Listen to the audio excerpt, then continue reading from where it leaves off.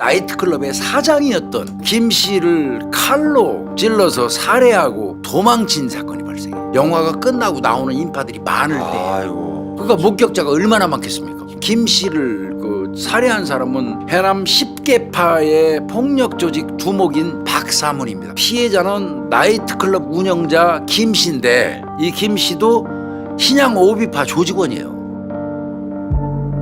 얘들이 무슨 관계가 있길래 싸우고 칼질하고 이럴까? 그러는 한편 박사문이는 어떻게든지 검거를 해야 될 거야. 잡아야지 빨리. 박사문이는 전국에다가 전단 배포 이렇게 검거하려고 했는데 박사문이가 오리무중해. 2011년이 됐어요. 이제 강남경찰서로 어떤 소스가 들어와요. 박사문이가 해외 나간 거 아닙니다. 고향 해남에 있습니다.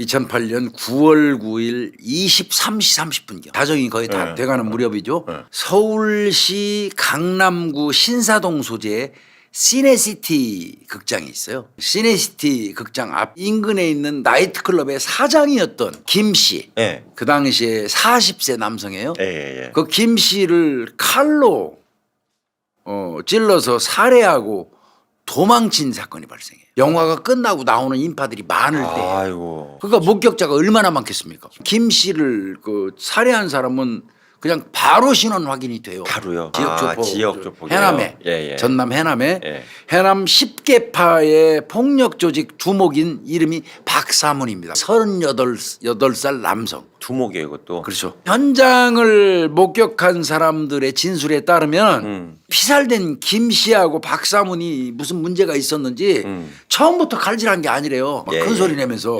말다툼을 한참 하더니 먼저 이 사망한 김 씨가 주먹으로 박사문이 안면을 구타했어요. 그걸 맞고 박사문이가 땅으로 딱 나가 떨어졌어요. 그때 나가 떨어질 때 박사문이 주머니에서 칼이 뚝 떨어졌어요. 접이식 칼인데 이제 이른바 얘기하는 발리송 나이프 딱 집어들더니 에이씨 하고 그냥 바로 자기를 때린 김 씨 그 복부하고 등짝을 한 2번 정도 찔러버린 거예요.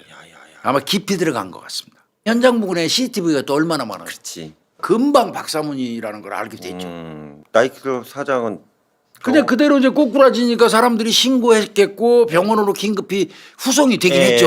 그렇지만 공안시경에 병원 응급실에서 사망합니다. 가해자는 아까 말씀드린 것처럼 해남 10개파 두목 박사문이에요. 피해자는 나이트클럽 운영자 김 씨인데 이 김 씨도 신양 오비파 조직원이에요. 광주 지역을 기반으로 하는 조직 폭력배인데 그들이 이제 서울로 다 올라와야 진출해 있는 상태잖아. 경찰이 탐문을 열심히 했어요. 도대체 얘들이 무슨 관계가 있길래 이게 서로 싸우고 칼질하고 이럴까? 탐문을 한 결과 보니까 이 두 사람이 역시 친했던 게 맞습니다. 코스닥 기업에다가 공동으로 투자를 했던 적이 있어요. 그런데 최근에 이제 이 주식이 하락하는 바람에 갈등이 좀 있어 왔던 거예요. 그러면 야 이거는 이쪽 파에서 이쪽 파를 칼질했다 그러면 이 조폭 간에 집안 건드린 싸움이 되는 거거든. 전쟁 나잖아 저거는. 조폭 간에 전쟁이 시작될 가능성이 높아요. 이거 비상 걸리는 거예요. 하여튼 조폭 간에 전쟁이 발생할 거에 대비해서 일단 죽은 김 씨 영안실에 경찰까지 배치를 해요. 형사들 다 투입하고.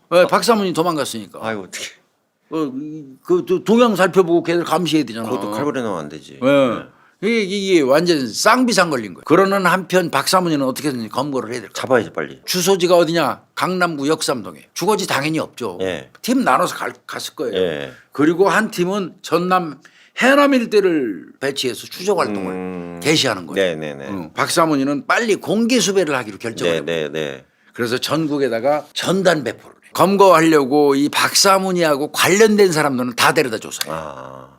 다 데려다 이제 조사를 해요. 이렇게 검거하려고 했는데 박사문이가 오리무중해요. 조폭들은 이렇게 좀 약간 십시일반 도와주는 거 있잖아요. 도망 다니면. 쉽지 않아요. 박사문이는 여전히 오리무중인 겁니다. 근데 이제 이게 또 한계가 있습니다. 돈이 많은 놈들이 도주하면 장기간 오랫동안 은밀하게 숨어 있을 수 있지요. 조직폭력배들은 자신도 늘 경찰한테 주목받고 있죠. 그렇지. 맨날 감시. 그러니까 이 사람을 도와주는 게 한계가 있어요. 그런데 박사문 같은 경우는 거의 증발 상태로 사라져버려요. 특이한 거예요. 그래서 이제 경찰이 야 이거 해외로 내띄웠다. 그 해경 당국하고도 협조를 하고 항만 같은데 목격자 뿌리고 첩보원 총동원해요. 그렇게까지 했는데 안 나와요. 시간이 흘러서 얼마가 됐냐면 4년이 흘렀어요. 이거는 그러면 이제 수사 전담반은 자동으로 해체됩니다. 그러던 중에 네.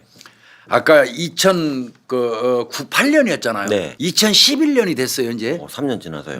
강남 경찰서로 어떤 소스가 들어와요. 박사문이가 지금 해외 나간 거 아닙니다. 해남, 고향 해남에 있습니다. 박사문이가 지금 도피 자금이 떨어졌다. 떨어질 때 됐죠. 도피 자금이 떨어지니까 그 도피 자금을 좀 만들 목적으로 고향 해남, 그다음에 그 인근에 있는 광주의 지인들을 찾아다니고 있다. 아주 구체적입니다. 네. 차를 끌고 다니는데 차를 아주 까맣게 썬팅을 해가지고 밖에서는 사람을 안에 있는 사람을 확인할 수가 없게 새까맣게 절대 차에서 나와서 걸어 다니지는 않는다. 늘 차만 이용한다. 요런 소스가 들어왔어. 그럼 이건 상당히 신빙성이 있어요. 담당 형사들이 수사에 나섰죠. 근데 이게 문제가 뭐냐면 그 지역은 시골이에요. 해남은. 언어도 틀리잖아. 금방 알아요. 근데 여기 강남 형사들이 옷차림새부터 달라요. 구멍가게에서 뭐 하나만 물어봐도 순식간에 해남 전체에 퍼질 거예요. 누구 왔다 갔다 하고. 이 경우는요. 해당 경찰서하고 공조하지 않는 한 어렵어요. 광주 쪽도 왔다 갔다 한다고 그랬잖아. 네. 그러면 거기는 대도시잖아. 네. 그러니까 강남 형사들은 대도시로 가요. 아. 광주 쪽으로 가고 해남 형사한테 부탁해요. 수사를 하고 있는데 2012년 1월 3일 날 23시 45분경 서울 서초구 서초동에 있는 모 아파트에 박사문이 있다는 신고가 접수가. 강력팀 형사들이 소집돼 가지고 아파트 덮쳤어요.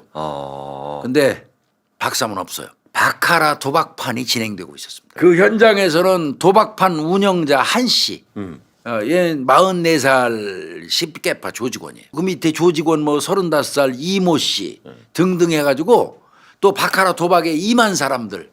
그래서 그 조그마한 아파트에서 그날 체포한 게 35명. 그거 딱 덮친 거지 경찰이. 근데 박사문이가 있다고 신고할 만한 게 또 박사문 10개파 조직원들이야. 그리고 그 35명을 잡아놓고 얼마나 눈 빠지게 봤을 거예요. 박사문인지 아닌지.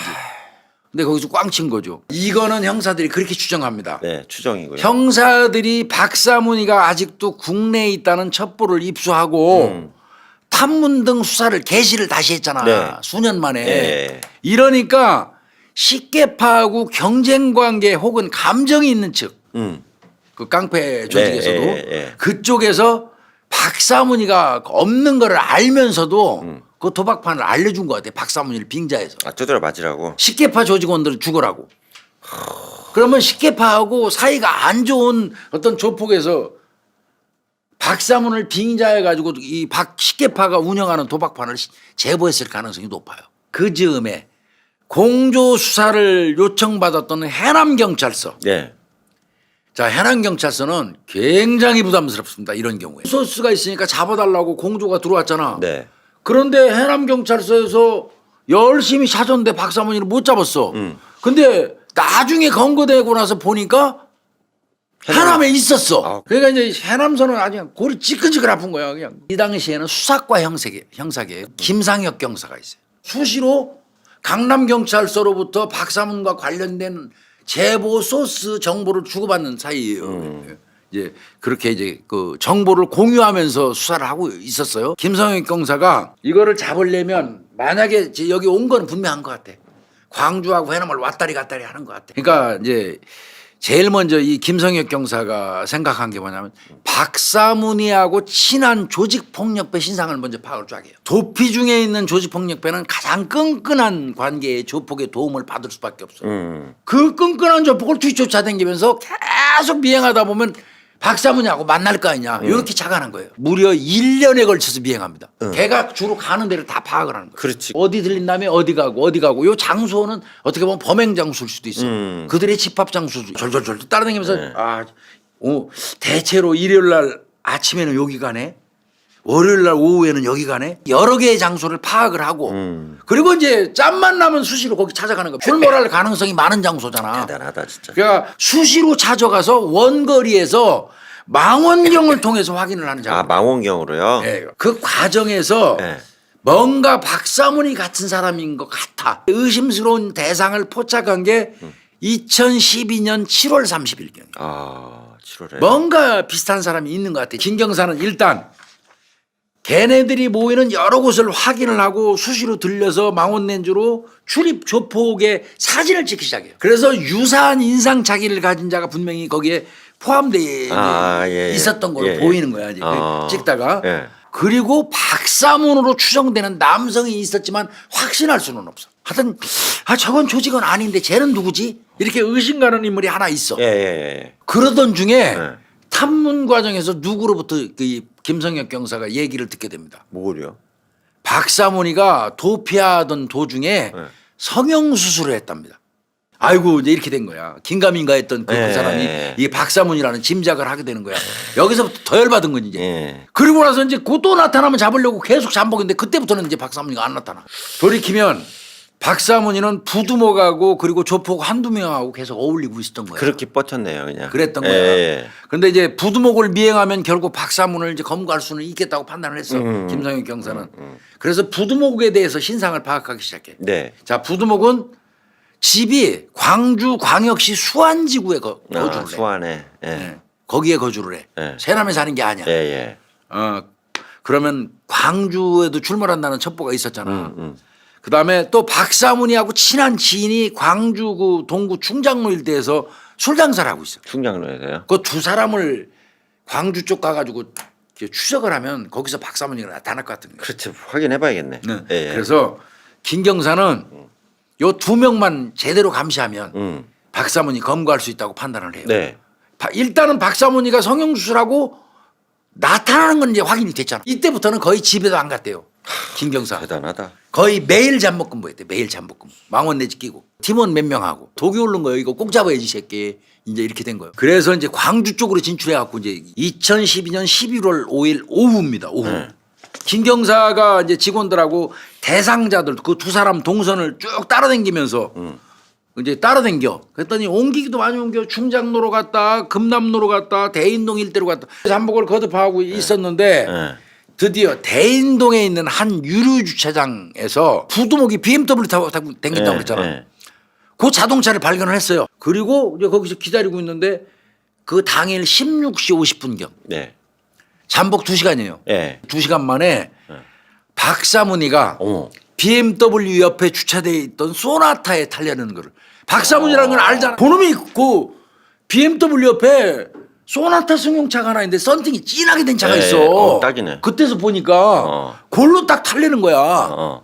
아 저거 박사문이야 덮쳐. 그래서 형사 4명이 순식간에 달려붙어 덮친 거야. 해남사 형님들과 잡으셨어요. 와. 이때 박사문이가 도주하거나 저항할 거를 대비해서 먼저 공포탄을 빠바방 2발 쏩니다. 총 쏘면 주저앉습니다. 그냥 공포탄도 총소리 어마무시해요. 박사문이가 원래 몸이 한 100kg 정도 된대요.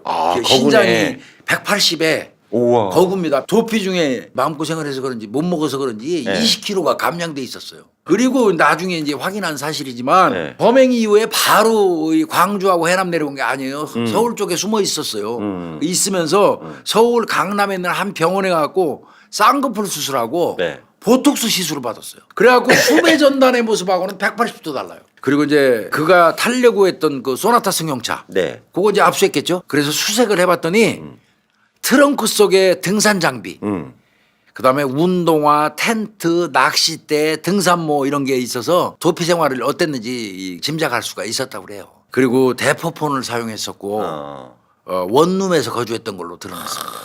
다른 조폭들이 내가 봐도 잘 모르겠다. 조폭들끼리도 이렇게 말할 정도로 성형으로 완전히 달라져 있. 이걸 많이 페이스오프라고 그러죠. 그렇게 많이 바뀌어요. 수배할 때 그 명단 특징에 어떻게 기재되어 있냐면 건장한 체격, 날카로운 눈매인데 개뿔이나 건장한 체격은 홀쭉해졌고 날카로운 눈매는 쌍꺼풀 해버렸어요. 오라한 눈매로 바뀐 거예요? 해남서에서 강남경찰서로 신병이 인계했겠죠. 예.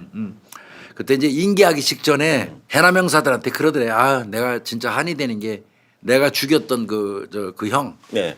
그 김 씨하고 내가 합의를 못한 게 가족들하고 그 부분이 좀 아쉽습니다. 이렇게 반성을 했고 네. 연행에 순순히 응했다고 해요. 그리고 이 사람 죄명은 살인죄죠. 살인죄로 적용해서 보냈는데 검찰에서 추가 수사를 한 이후에 살인의 고의는 없었다면서 상해치사죄로 기소했어요. 2013년 5월 24일 날 네. 서울중앙지방법원 형사합의 25부 네. 위현석 부장판사 네. 이분이 이제 상해치사죄로 3년 선고했습니다. 3년이요? 뭐야 이게? 근데 이제 그 당시에 이미 박사문이는 유족하고 2억 원을 주고 합의를 했습니다. 그래서 박사문이 같은 경우는 2015년 11월 4일 날 만기 출소했습니다. 재판부가 이렇게 말했습니다. 박사문이는 기업 인수 문제로 사망한 김 씨하고 몸싸움이 벌어지자 네. 미리 준비한 칼로 김 씨의 명치를 찔러 사망하게 했다. 그렇죠. 예. 결과가 중대하고 범행 도구 등을 볼 때 죄질이 불량하다. 4년 2개월 동안 도주 생활을 하는 등 정황이 좋지 않고 과거에도 폭력 범죄로 처벌받은 전력이 있었던 점에 비추어 실형 선고가 불가피하다. 다만 범행을 자백하고 반성하고 있는 데다가 네. 유족에게 2억 원을 지급하는 등 피해 회복을 위해서 노력한 점을 고려해서 형을 정한다. 징역 3년. 아 너무 약하다 이거는. 속된 말로 강남 한번 칼질을 했는데 3년이 말이 되냐고. 근데 2억 원을 주고 또 합의를 했잖아. 그것도 합의 안 했으면 3년은 안 떨어졌겠지. 훨씬 더 떨어졌겠지. 여튼 이후에 내가 알아보니까 더 이상 큰 문제를 일으킨 적은 없는 것 같습니다. 예. 그 박사문과 관련된 어떤 그 문제는 없어요. 개과천선해 가지고 새 삶을 살아가기를 진심으로 바랍니다. 그래서 오늘은 강남 나이트클럽 사장 살해 사건이라고 불러요. 오늘 대한민국 살인 사건 여기서 마치겠습니다. 잘 들었습니다. 고생했습니다. 네. 예.